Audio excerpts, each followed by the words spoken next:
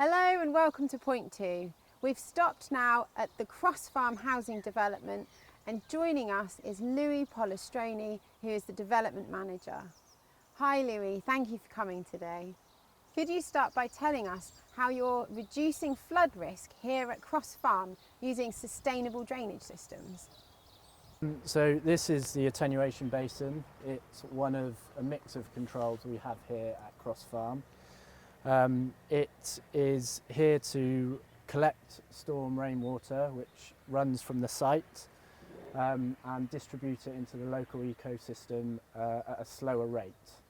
And are there any other less visible measures here on Cross Farm? Yes, we have a number of attenuation tanks below ground. Generally these are located around the site, such as over there where we have paving. This is because the paving is permeable, which allows rainwater to seep through the pavers and into the drainage system. So all of that's designed to reduce the amount of water that runs off of the site as a whole? Yeah, that's correct. And the attenuation tanks have control valves which limit the speed at which it's distributed into the main system. So then that helps to reduce the flood risks of the houses further down the stream. Are there any other benefits to the way that you've designed the permeable paving here at Cross Farm? The permeable paving actually helps to filter any water, so any pollutants that are picked up around the site on the road, such as oils or petrols, they are filtered through the paving so they don't make their way down into the drainage system. And attenuation basins like this harbour quite a lot of biodiversity, which has a positive effect on the area as a whole. And in your experience, what are the biggest challenges of building sustainable drainage systems on a site like this? I think the biggest challenge is the allocation of space for attenuation.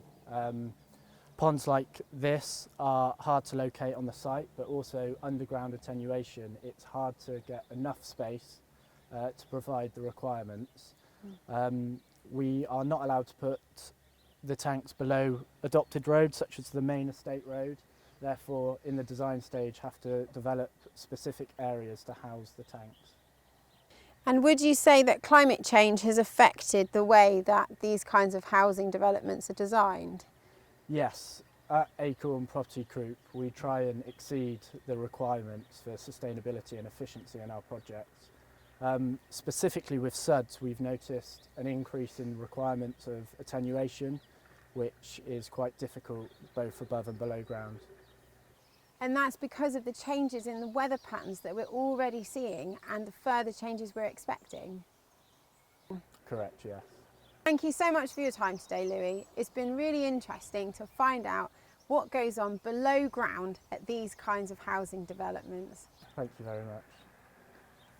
And for the rest of us, we're heading off to Point 3, where we're going to explore how these kinds of sustainable drainage systems can be retrofitted to our homes and our community buildings.